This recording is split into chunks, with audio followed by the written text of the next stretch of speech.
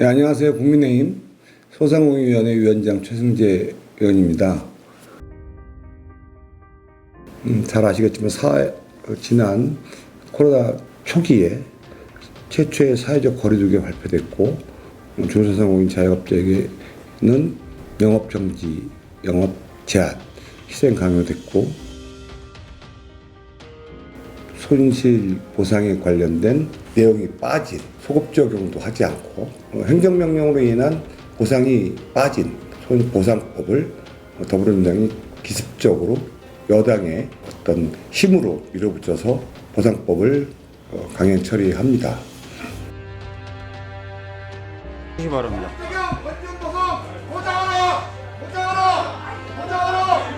예. 앉아주시기 바랍니다.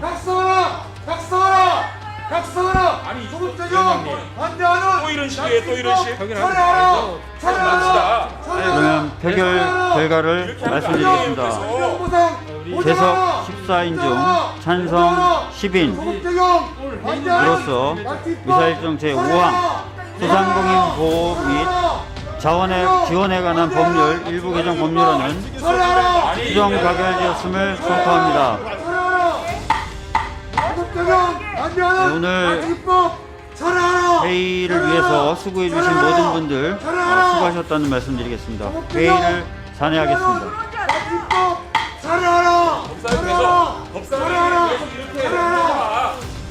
법사위가 세상에 이렇게 투기하는 경우가 어디냐고. 언제까지? 이 말은 무슨 말이냐면은 2020년서부터 이어진 1년 6개월 동안의 행정명령으로 이어진 영업 손실에 대해서는 보상을 하지 않고 지원금만 주겠다는 건데 중소상공인 자영업자들이 힘들다. 그러면서 중소상공인을 위하는 척 들러리 세웠지만 대부분은 전국민 재난지원금으로 나갔고 특고라든지 아니면 행정명령을 입은 피해 당사자보다는 대부분의 일반적인 국민들까지 확대되는 예산으로 집중되었습니다. 선별 지급이 아닌 보편 지급으로 예산을 확대시켜서 뿌려댔습니다. 총리께서 손실 보상에 대해서 소급 적용이 없다라고 이제 공표하셨는데 지금도 그 생각에는 변함이 없으신가요? 예, 이제 손실 보상이 필요하다. 그리고 그 근거는 대한민국 헌법 23조 3항이다라고 하는 것이 저희 인식인데요. 이제 그 23조 3항에 보면 손실 보상을 해야 되는데 법률로 하도록 돼 있어요. 근데 법률이라 하면 이제 국회에서 만드는 모법도 있지만 네. 시행령까지 돼야 법률이 이루어지는 거 아니겠습니까? 그 소급 적용에 예. 대해서는 그거에 대해서 없다고 말씀하신 거에 대해서 말씀해 주시고. 예. 이 과정을 거치려면 수개월이 걸립니다. 예. 그렇기 때문에 당장 일어나고 있는 일에 대해서 그때까지 기다렸다. 네. 언제 될지도 모르는 것을 그때 기다려서 소급한다고 하는 것은 비현실적이라는 게 제 인식입니다. 네. 그 말이 지금까지 영업 제한을 반 분들에 대해서 대못을 받고 있습니다. 총리께서 발언하신 내용이 자칫 잘못하면 행정부가 사법부에 대해서 판결 가이드라인을 줄 수 있으면 좀 봐줬으면 좋겠습니다. 그래서 아무튼 정부로서는 가능한 한 빠른 시간 내에 입법을 하고 시행령을 만들어서 이 소상공인들의 피해를 최소화하는 노력을 해야 되겠습니다만은 사실은 그보다 더 중요한 것은 방역에 성공하는 거예요. 방역에. 우리가 방역에 성공하면 영업을 다시 할 수 있게 되면 사실은 영업을 통해서 복구가 가능하죠. 그런데 정부가 그 헌법의 취지도 그런 거예요. 재정이 감당하는 범위 내에서 지원할 수 있는 것이지 그 무한정 할 수 있는 건 아니거든요. 아시다시피 방역을 우리가 성공해야 되는 게 우리가 가야 될 길이다. 이 점을 좀 참작해 주시기 바랍니다. 가게문을 어쩔 수 없이 닫을 수밖에 없었던 행정명령으로 인해서 영업을 하지 못하면은 생존 위협 받을 수밖에 없는 분들이 있었습니다. 그런 분들은 생업을 운영할 수 없으니까 당장에 임대료도 내지 못하고 인건비도 어떻게 할 방법이 없고 버틸 수가 없는 거죠. 2년 동안 방역수칙을 지키고 사회적 거리두기를 지켜주었는데 결국에는 소급 손실 보상 없고 돌아오는 것은 임대료를 내지 못해 명도 소송과 신용 불량자 그리고 직원들 급여를 주지 못해 떠나보내야 했으며 이 직원들로 인해 노동청 고발 조치 당했습니다. 자영업자들은 먼지처럼 사라졌습니다. 1인 자영업자만 겨우 남았고요. 고용을 할 수가 없었을 정도로 전부 다들 어려운 지경에 이르렀고 한때 전 사업자 수의 35% 정도의 수를 차지하던 자영업자 수가 20%로 급감을 했고 우리나라 부채의 가계 부채의 폭발적인 증가를 만들어서 지금 850조 정도의 부채를 떠안게 됐습니다. 코로나가 종식된다 해도 살아갈 수 있는 방법이 없다고들 예상들 합니다. 그 결과는 코로나 대응에 관련된 추경이 1차부터 6차까지 123조의 투입이라는 돈이 투입이 됐는데 정작 소상공인에게 직접 지원금까지 포함된 게 15조 6조가 나왔습니다. 근데 그 중에서 대부분이 금액은 전국민 재난지원금에 집중됐고요. 고용지원에도 한 16조 정도가 지원됐습니다. 대부분은 직접적으로 코로나로 입은 피해의 당사자들에 대한 것이 아니라 간접적인 피해를 본 분들이라든지 아니면 외에 국민들한테 나간 돈입니다. 저는 후자총 대표를 맡고 있는 민상원입니다. 정부 정책이 이렇게 일관성이 없이 이렇게 진행된다면은 자영업자들이 믿질 않습니다. 나라를 이 정부를 믿질 않아요. 신뢰를 안 합니다. 신뢰 안 하는 지가 오래됐습니다. 전주에 총리 만나서 어느 정도 이분들에게도 손실 보상을 해주는 방안을 마련하겠다. 손님이 지켜지지 않고 있습니다. 자영업자들을 위해서 나라가 있는 게 아니고 나라를 위해서 자영업자가 있는 건가? 또 의문을 가질 수밖에 없는 겁니다. 대선을 앞두고 중소상공인 자영업자의 지지율이 꾸준하게 감소했다는 겁니다. 당연한 거겠죠.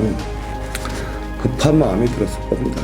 그동안 전통적으로 중소상공인 자영업자들이 민주당의 지지율이 높았다고 생각했는데 지금 엄청나게 낮아졌습니다. 이 더불어민주당의 대선 후보인 이재명 후보가 갑자기 태도를 바꿨습니다. 그 전에까지만 하더라도 문재인 정부의 지지율이 높을 때까지만 하더라도 같이 함께 동조하는 모습을 보였습니다. 방역 체계를 강화하자. 어느 누구보다도 앞장서 왔었고요. 과거 경기도 도지사 시절에는 중앙정부의 방역 체계보다도 더 강화된 정책을 썼었고 선별적 지급을 주장하던 정부의 어떤 예산 집행에도 반대해서 경기도에서만큼은 경기도민에게는 예산을 다 집행하는 보편적 복지를 직접 실천했습니다. 그 전에 문재인 정부가 인기가 좋을 때는 또 본인이 지지율이 좋을 때는 그렇게 오만방자하게 중소상공인에 대해서 이야기도 하지 않다가 지지율이 떨어지니까 지금에 와서 중소상공인을 위하면서 소급 적용 다 해주겠다. 온전한 손실보상 하겠다고 약속을 했고 갑자기 얼마 전까지는 전 국민에게 재난지원금을 30만 원씩 주자. 지급하자. 뭐 이런 얘기 하다가 또 말을 바꾸고 이랬던 이재명 대선 후보가 소상공인 자영업자들에게 손실보상을 해주겠다. 그 다음에 영업시간에 대해서도 확실하게 늘려주겠다. 지금 현재 여당의 대선 후보가 아닌 것처럼 마치 야당의 후보인 것처럼 정부 정책이 이렇게 일관성이 없이 이렇게 진행된다면은 믿지도 않습니다. 나라를. 대선 끝나고 화끈하게 더 해주겠다? 화끈하게 더 해줄 수가 있습니까? 지금도 민주당이랑 같은 공동정부인데 반대를 해서 못하는데 본인들이 정권을 잡으면 어떻게 화끈하게 해주겠다는 겁니까? 그럼 윤석열 정부가 만들어지면은 해준다고 그때 가서는 민주당이 어떤 식으로 간에 또 무슨 반대를 하고 다른 말을 하시렵니까? 그때도 또 재정 갖고 또 얘기를 할 수도 있는 거 아닙니까?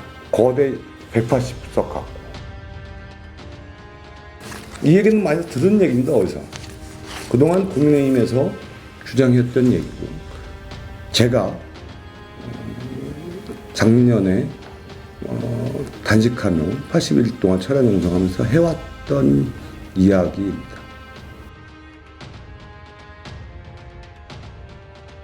문재인 정부 들어서기 전에 박근혜 정부 때 예산이 한 400조 정도 됐는데 문재인 정부 들어서고 난 다음에 자그마치 200조가 예산이 들었습니다.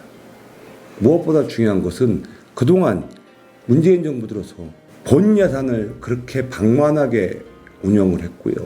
그린 뉴딜이니 단기 일자리 예산이니 어마어마한 예산을 증액시키면서 방만하게 운영을 해왔고, 그래서 그 대안으로 국민의힘에서 윤석열 후보는 누누이 얘기를 했었습니다. 지금 현재 있는 얼마 전에 예산을 통과한 600조의 예산을 아직 집행도 안 한 예산을 갖고 그 예산을 해서 조금 세출 조정을 해서 충분히 중소상공인들이 그렇게 힘들고 어려우니 우선적으로 살릴 수 있는 예산을 집행을 하자.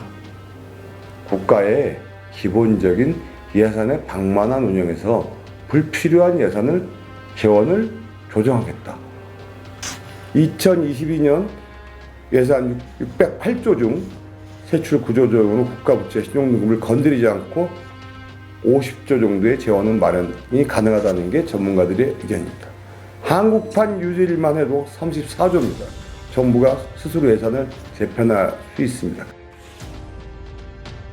보통 예산이 만들어졌는데 지금 정부에서 반대해서 증액 예산이 통과가 안 되고 있으니, 그렇다면 손실보상법 소급 적용에 관련된 거는 여야가 합의를 봐서 법을 통과시키면은 그거는 예산과 살리게 법으로 명시해 놓으면은 정부도 반대를 못 합니다. 그 다음에 10억 이상의 헌법 정신에 의하면은 손실을 본 행정명령을 반 사람에 대해서 10억 이상이라고 보상을 하지 말라는 내용이 없습니다. 그리고 중소기업까지 하라고 돼 있습니다. 근데 지금 보상을 안 해주고 있으니까 10억 이상 분들, 중소기업에 대해서 또 보상한다는 것도 이미 법안이 발의돼 있고 할 수 있다고 돼 있기 때문에 해도 됩니다만 안 해주고 있으니까 그것도 패키지로 만들어 주시고요. 그러면은 대선이 끝나고 나서도 안 할 수가 없지 않겠습니까? 그땐 정부가 반대하더라도 어느 정부가 들어서도 재정당국의 정부의 반대로 핑계를 대지 못합니다.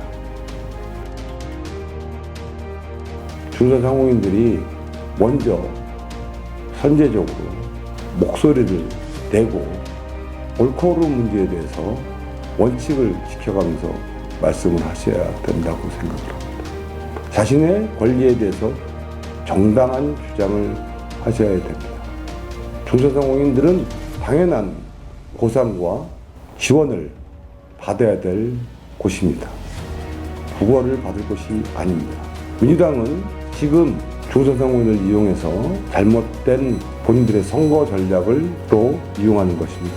제대로 된 중소상공인들의 미래와 중소상공인들의 생존을 위하여 우리는 중소상공인들의 지금까지 있었던 어려움, 그리고 앞으로 닥칠 중소상공인들의 미래까지 함께 고민하고 행동해야 될 시점이라고 생각합니다. 국민의힘은 중소상공인들의 지금까지 있었던 잘못된 점, 지켜드리지 못했던 점, 소수당이기 때문에 어려웠지만 반드시 어떠한 결과가 나오더라도 중소상공인들의 권익, 그다음 생존, 당연한 영업권, 생존권을 위하여 투쟁하고 중소상공인들의 이익을 위하여 열심히 노력하겠습니다. 감사합니다.